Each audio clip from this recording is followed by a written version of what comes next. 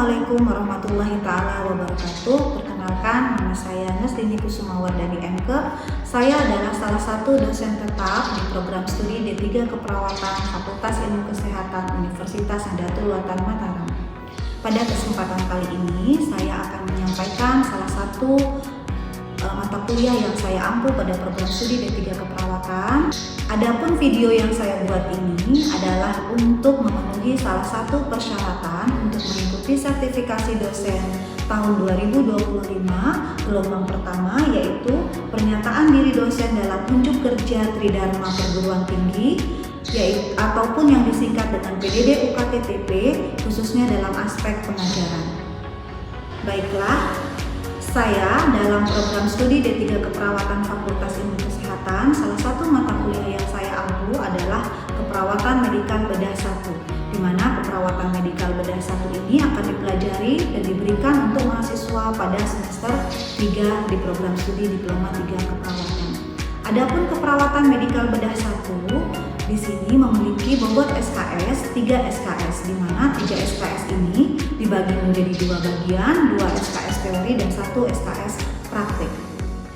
Adapun deskripsi singkat mata kuliah keperawatan medikal bedah 1 adalah menguraikan tentang konsep dan perspektif keperawatan medikal bedah, peran perawat medikal bedah, mengenal program dalam penanggulangan penyakit kronis, program pemerintah dalam penanggulangan penyakit HIV dan AIDS, serta program pemerintah dalam penanggulangan penyakit endemik.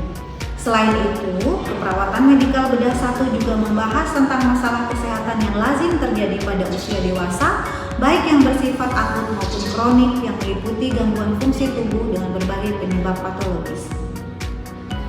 Adapun kemampuan akhir tiap tahapan belajar yang ingin dicapai dalam keperawatan medikal bedah 1 ini adalah yang pertama, mampu memahami konsep dan perspektif keperawatan medikal bedah. 2. Mampu memahami peran perawat medikal bedah dalam kebijakan pelayanan masyarakat. Yang ketiga, mampu memahami tentang pengelolaan penyakit tropis. Yang keempat, mampu memahami tentang pengelolaan penyakit infeksi endemik. Yang kelima, mampu memahami pengelolaan penyakit HIV, AIDS, dan juga SLE. Yang keenam, mampu memahami konsep teori serta asuhan keperawatan patologi pada sistem pernafasan. 7. Mampu menguasai konsep teori dan asuhan keperawatan patologi sistem kardiovaskuler. Yang kedelapan, mampu menguasai konsep teori patologi sistem perkemihan. Yang kesembilan, mampu menguasai konsep teori dan asuhan keperawatan patologi sistem metabolik endokrin. Dan yang terakhir, mampu menguasai konsep teori dan asuhan keperawatan patologi sistem pencernaan. Baiklah, dalam penyampaian mata kuliah keperawatan medikal bedah 1, kami menggunakan student centered learning, di mana pada saat pembelajaran biasanya kami menggunakan grup-grup kecil, kemudian juga dikombinasi dengan role play atau bahkan nanti langsung praktek, baik itu di rumah sakit maupun di praktikum. Tetapi memang sebagian kecil pemberian mata kuliah ini masih ada yang menggunakan metode ceramah. Oke, baiklah, untuk pemberian mata kuliah KMB 1 atau keperawatan medikal bedah 1 ini akan dilalui selama 16 minggu, di mana dengan rincian 7 minggu pertemuan pre-UTS, kemudian dilanjutkan dengan 1 minggu UTS, begitupun selanjutnya 7 minggu pertemuan pra-UAS, kemudian dilanjutkan dengan 1 minggu UAS atau UAS. Adapun bobot penilaian pada keperawatan medikal bedah 1 ini kami membagi menjadi beberapa kriteria, yaitu untuk perkuliahan ataupun kehadiran. Di sini kami memberikan nilai 20%, laporan plus presentasi ini nilainya 30%. Adapun kuis harian ataupun video pembelajaran nilainya 10%, kemudian UTS 20%, UAS 20%, dan ST 10%. Total dari bobot penilaian pada keperawatan medikal bedah 1 ini adalah 100%. Khususnya dalam pelaksanaan UTS maupun UAS, kami di program studi Diploma 3 Keperawatan Universitas Nahdlatul Ulama Mataram dalam mata kuliah KMB 1 ini mewajibkan semua dosen untuk memberikan soal dalam bentuk multiple choice, di mana soal yang diberikan dalam bentuk multiple choice ini diilustrasikan dalam bentuk soal kasus. Hal ini kami lakukan untuk membiasakan mahasiswa-mahasiswi kami dalam memahami bentuk soal kasus untuk lebih dapat menyiapkan diri dalam mengikuti ujian kompetensi nasional yang menjadi salah satu persyaratan mahasiswa untuk bisa lulus dalam program studi Diploma 3 Keperawatan. Demikian yang bisa saya paparkan terkait rencana pembelajaran semester mata kuliah Keperawatan Medikal Bedah 1 pada program studi Diploma 3 Keperawatan Fakultas Ilmu Kesehatan Universitas Nahdlatul Ulama Mataram. Berikutnya adalah cuplikan video terkait pembelajaran praktikum yang saya berikan di laboratorium Keperawatan Fakultas Ilmu Kesehatan Universitas Nahdlatul Ulama Mataram. Selamat menyaksikan.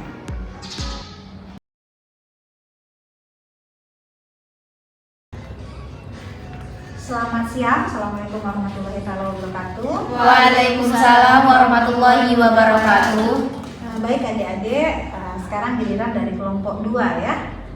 Oke, jadi hari ini kita akan mempraktikkan salah satu tindakan keperawatan yang biasa kita berikan pada pasien-pasien dengan masalah pada sistem pernafasan. Ya kan kemarin kita sudah mempelajari tuh ya materi tentang sistem pernafasan, patologisnya seperti apa sampai pemberian asuhan keperawatan. Salah satu intervensi yang bisa kita berikan sebagai seorang perawat adalah tindakan nebulizer.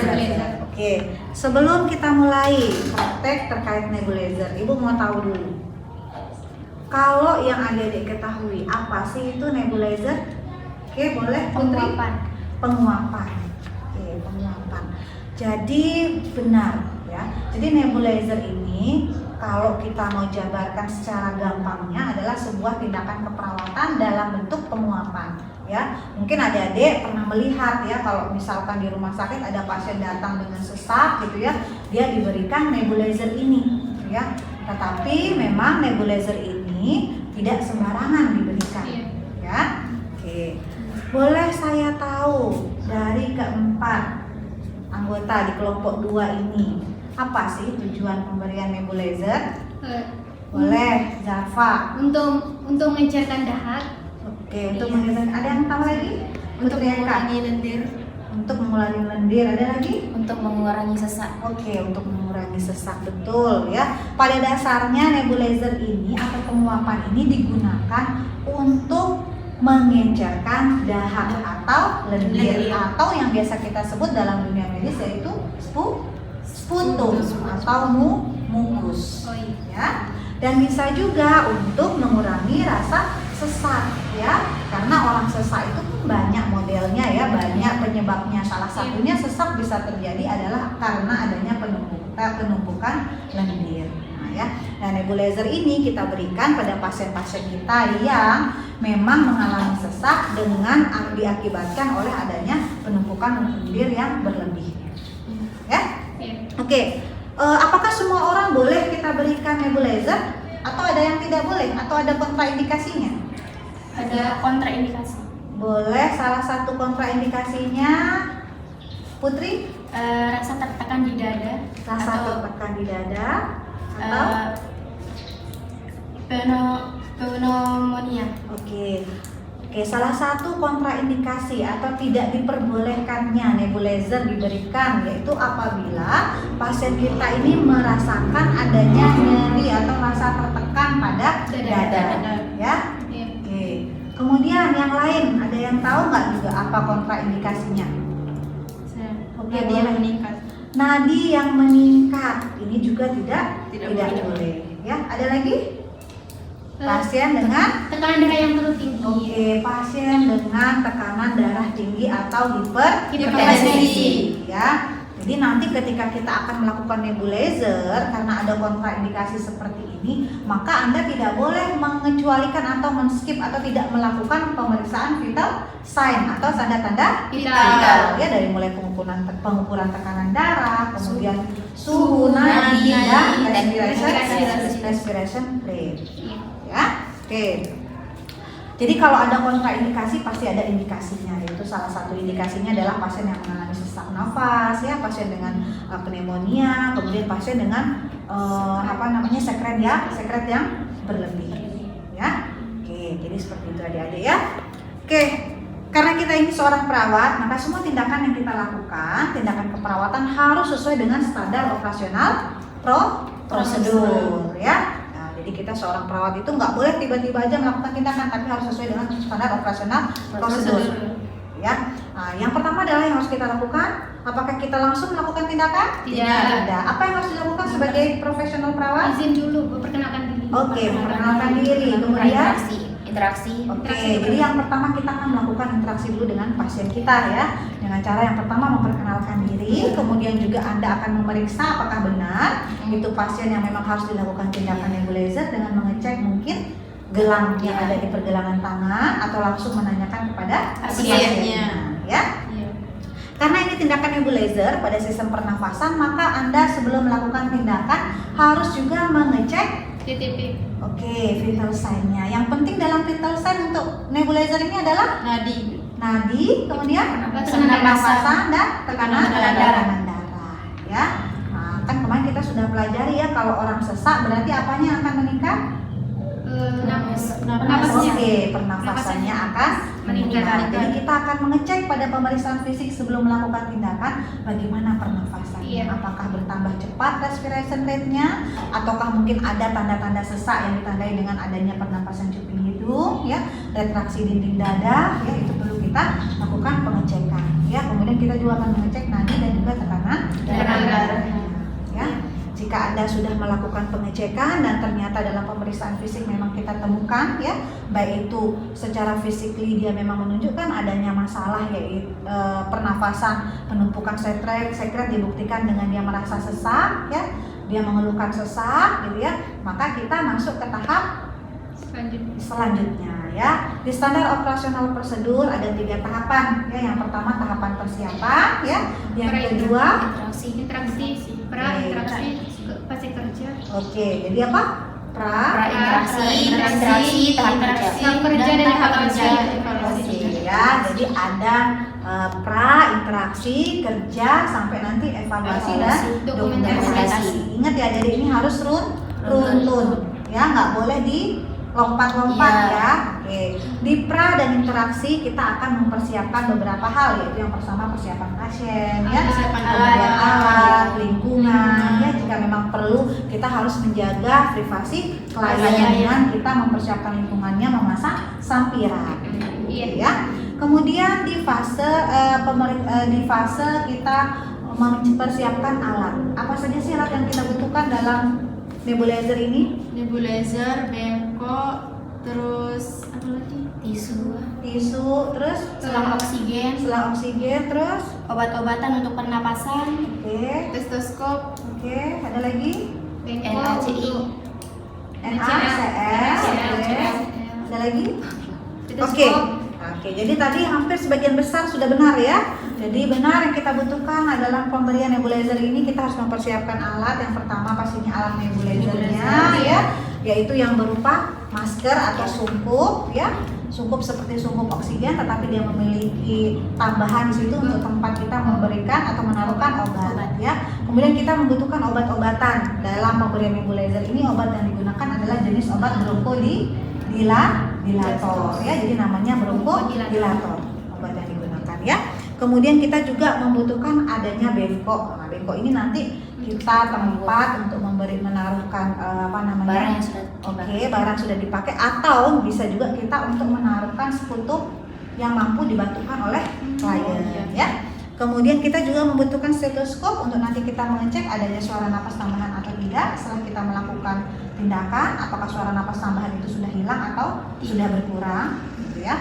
Kemudian kita juga membutuhkan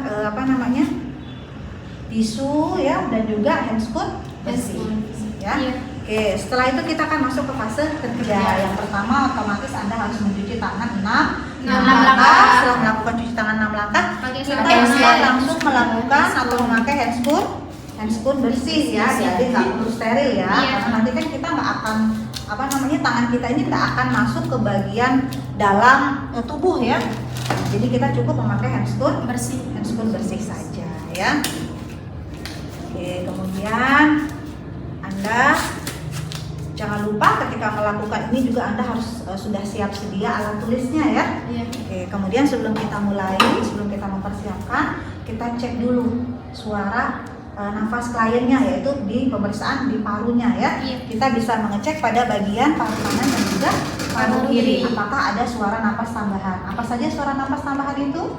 Ada 2 ya, ada ronki dan juga wheezing. Ya, kita akan mengecek. Oke, jadi permisi Bapak, saya akan mengecek suara parunya Bapak ya, karena Bapak mengeluhkan adanya sesak yang Bapak rasakan. Oke, saya akan cek di kedua belah sisi paru ya, kita akan cek.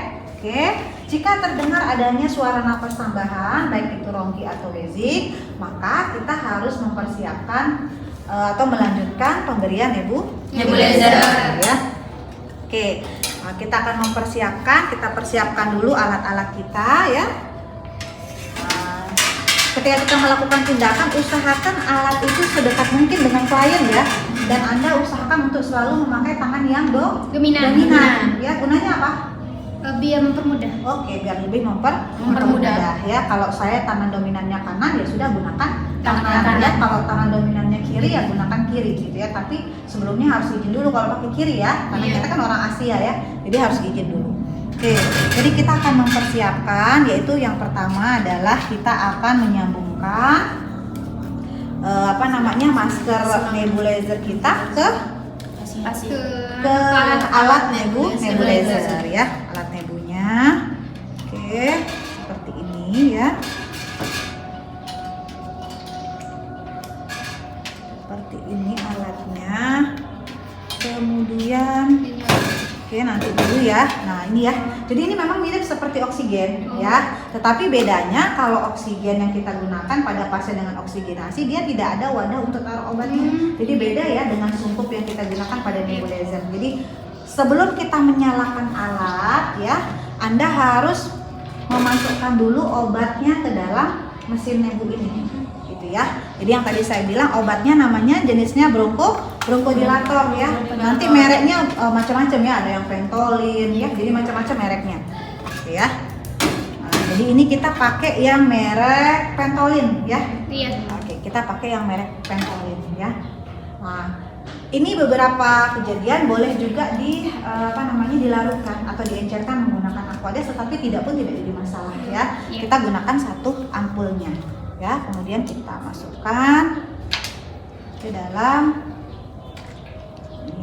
sungkup nebulizernya seperti ini ya. Oke, kemudian disambungkan kembali, oke, seperti ini ya. Iya. Nah, sebelum ini kita pasangkan sama klien, kita periksa dulu kepatenannya, apakah dia sudah berfungsi dengan baik atau tidak ya, dengan cara kita menyalakan. Jika dia berjalan dengan baik, maka akan mengeluarkan uap. Ya, akan mengeluarkan uap seperti ini. Ini berarti sudah pas ya, sudah paten, sudah bisa digunakan. Nah, kalau sudah seperti ini, barulah kita bersiap memasangkan kepada pasien kita ya. Jadi ketika kita memasangkan, ya, jadi kita sampaikan ke pasien kita, permisi Bu, jadi saya akan memulai proses nebulizer ya. Tadi tujuannya adalah untuk membantu mengencerkan dahak. Harapannya nanti ketika dahaknya sudah encer, dahaknya bisa dikeluarkan, sesaknya berkurang ya Bu ya. Jadi nanti ini alatnya seperti masker ya Bu, akan saya pasangkan ke daerah muka dan akan menutupi bagian hidung dan juga mulut ya. Nanti Bu, saat alat ini saya nyalakan, alat ini akan mengeluarkan uap. Jadi kita harus menjelaskan seperti itu ke klien kita ya, ke pasien kita. Akan mengeluarkan uap. Nah, uap yang keluar ini nanti Ibu dihirup, bernapas saja seperti biasa. Tuh ya. Dihirup, bernapas seperti biasa sampai nanti obatnya habis. Bagaimana? Apakah Ibu bersedia? Jadi sebelum kita melakukan tindakan, Anda harus menanyakan dulu kesiapan ataupun pasiennya ini bersedia atau Tidak. ya. Kalau sudah pasien bersedia, barulah kita memasangkan sungkupnya atau masker nebulizernya kepada pasien ya. Permisi ya Bu ya, saya pasangkan ya. Jadi harus diperhatikan ketika memasang masker nebulizer ini atau sungkup nebulizer, ini harus ya menutupi bagian mulut dan juga hidung gitu ya. Jadi biar obatnya itu maksimal terhirup oleh klien kita, ya. Jadi kalau sudah dirasa gimana Bu, sudah pas ya Bu ya? Udah nyaman. Sudah nyaman. Kalau pasien kita sudah merasa nyaman, kita mulai untuk menyalakan alat, ya. Iya. Ibu, saya mulai ya Bu ya. Alatnya akan saya nyalakan, nanti uapnya akan keluar. Ibu bernafas saja seperti biasa sambil dihirup uapnya. Ya, jadi dia akan mengeluarkan uap yang dikeluarkan di sini. Ini adalah campuran antara oksigen dengan obat bronchodilator tadi ya. Nanti dia akan terhisap langsung masuk ke bagian paru-paru klien, ya.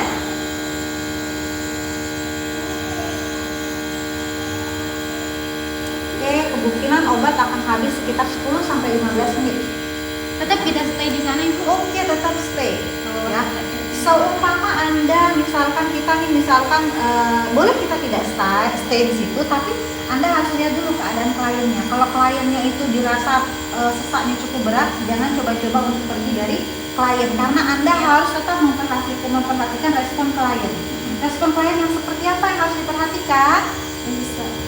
Ya, kalau misalkan dia tiba-tiba sesaknya itu bertambah berat, dibuktikan dengan pasien kita sianosis atau kebiruan. Ya, kalau seperti itu apa yang harus kita lakukan? Tindakan selanjutnya. Tindakan selanjutnya apa? Kalau misalkan tiba-tiba pasien ini ini harus di stop, nebulizernya di stop, Anda harus langsung berikan oksigen. Ya. Nah, jadi kalau udah kita lihat kok pasien ini kok kayak kebiruan gitu ya, kok kayaknya hampir hilang kesadaran, maka harus langsung dilepas maskernya, masker nebulizernya. Anda harus cepat-cepat memberikan oksigen, karena salah satu tanda itu pasien kekurangan oksigen karena airnya warna kebiruan atau sianosis ya, biasanya pada bibirnya. Iya. Ya. Terus Ibu, kalau misalnya pasien ketika dahaknya mau keluar, apa kita lepas dulu? Boleh, bisa diberhentikan dulu. Kalau dia bilang, Pak, saya pokoknya ingin batuk ya, boleh diberhentikan dulu, dilepas. Anda langsung siapkan bengkok, gitu ya. Akan lebih baik ketika bengkok itu diisi dengan cairan desinfektan, ya, agar nanti dahaknya yang sekiranya mengandung bakteri ataupun virus itu bisa langsung mati. Terus posisi pasiennya apakah duduk? Oke, Apakah betul. Dalam pemberian nebulizer, kita boleh memposisikan pasien itu senyaman mungkin, ya. Tetapi kita bisa menyarankan jika pasiennya ini kooperatif dan masih mampu untuk dalam posisi semi polar, ya, untuk memudahkan pasien dalam mengeluarkan dahak, ya. Karena kalau orang sesek juga kan kalau posisinya semi polar, dia lebih nyaman bernafasnya. Ya, nanti waktu batuk pun ya boleh dia duduk aja kalau memang mampu, nggak masalah, gitu ya. Nah, kalau sudah selesai dilanjut lagi boleh, dilanjut lagi sampai obatnya habis. Ya, oke, kalau sudah habis obatnya kita mulai rapikan klien, ya, rapikan alat. Ya, ini dilepas ya, kemudian ditaruh di tempat kotor ya. Satu kali dipakai berarti itu Ibu? Sungkupnya kalau jadi begini, kalau ini untuk yang nebulizer alatnya bisa satu kali pakai atau ini bisa disterilkan kembali. Ya, nanti kalau misalkan memang pasiennya itu diresepkannya sendiri ya nanti satu kali pakai, tapi kalau memang tidak nanti di ruangan bisa disterilkan lagi. Ya, oke, jadi kita sudah selesai melakukan tindakan gitu ya. Setelah kita melakukan tindakannya selesai, berarti fase kerja sudah selesai ya. Maka kita akan masuk ke fase yang terakhir, fase determinasi dan evaluasi. Apa yang harus kita lakukan pada fase ini? menanyakan ke pasien Apa yang ditanyakan? apakah ada perubahan dari sebelumnya? Oke, kita akan menanyakan keadaan pasien, apakah ada perubahan dibanding sebelum kita melakukan tindakan. Gimana sih cara bertanya, boleh? Coba contohkan. Mohon maaf, ada yang mau? Ibu. Oke, boleh Putri. Mohon maaf Ibu, bagaimana rasanya? Oke, terus? Bagaimana rasanya setelah saya memberikan nebulizer? Apakah lebih baik dari sebelumnya? Oke, yang lain kira-kira apa mau disampaikan? Apa yang mau bagaimana cara menanyakan ke pasiennya, kita evaluasi respon kliennya gimana? Benar Putri, ayo yang lain. Ibu, apakah setelah kita melakukan tindakan nebulizer, apakah apa yang dirasakan oleh Ibu, apakah sudah berkurang? Berkurang apanya? Berkurang dahaknya, berkurang apa yang Ibu rasakan? ya. Jadi memang ketika sudah selesai fase terminasi, kita akan yang pertama kali kita evaluasi dulu respon klien ya, dengan menanyakan kalau tadi di awal dia mengeluhkan sesak, lendirnya nggak bisa keluar karena nggak bisa ketika batuk lendirnya nggak bisa dikeluarkan, kita akan bertanya, Bu, tadi proses nebulizer atau penguapannya udah selesai, Bu ya. Sekarang bagaimana perasaannya? Gitu ya. Gimana rasanya, Bu? Apakah sudah berkurang rasa sesak di dadanya yang tadi? Gitu ya. Oh sudah.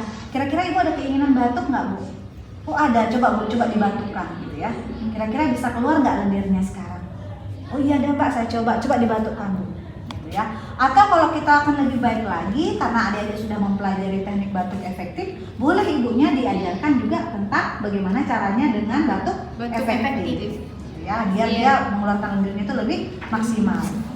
Ya, jadi seperti itu. Jadi kalau pasiennya sudah bilang, oh iya Pak, alhamdulillah sekarang sudah lebih nyaman dibanding yang tadi, sesaknya sudah berkurang. Tadinya juga lendir saya sudah keluar, sekarang sudah bisa saya batukkan dan keluarkan.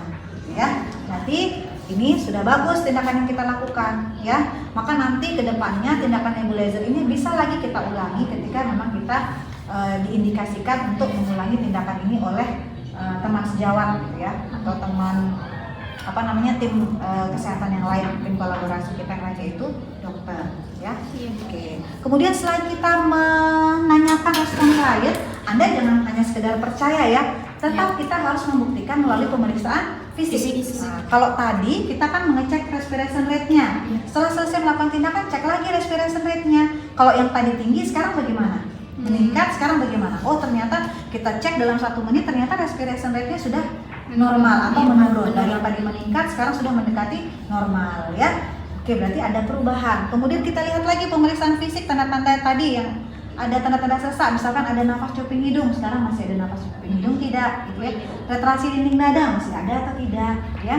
Kemudian yang terakhir kita juga akan mengauskultasi suara nafas. Ya, suara nafas. Apakah suara nafas tambahan yang tadi kita dengar sekarang masih ada atau tidak, ya.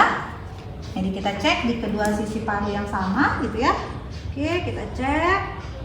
Oke, jadi kalau misalkan nanti suara napas tambahan yaitu tadi bronki maupun wheezing yang tadinya itu dia keras gitu ya, sekarang sudah sedikit melemah gitu ya, atau bahkan menghilang, berarti tindakan nebulizer kita berhasil ya. Tindakan nebulizer ini bisa diulang beberapa kali sampai nanti dirasa memang lendir pasien itu sudah berkurang ataupun hilang. Kalau masih berarti tetap kita lakukan. Boleh, tapi kalau dia selama dia misalkan sudah mampu untuk batuk efektif dengan baik, lendirnya bisa keluar dengan batuk, kemudian sesaknya juga tidak terlalu mengganggu, dalam artian RF-nya tidak terlalu tinggi, meningkat gitu ya, tidak usah menggunakan nebulizer juga tidak jadi masalah gitu ya. Nebulizer ini kan menggunakan obat-obatan. Ada beberapa cara yang tidak perlu menggunakan obat-obatan tetapi mampu juga untuk membantu pengeluaran sekret seperti tadi kan, batuk efektif, terus kemudian fisioterapi dada. Ya, jadi itu bisa kita lakukan sebagai kombinasi dari nebulizer. Ya. Atau mungkin juga bisa kita sarankan Ibu nanti kalau bangun tidur misalkan minumnya air hangat ya Bu, ya, untuk membantu secara alami pengenceran dada. Ya.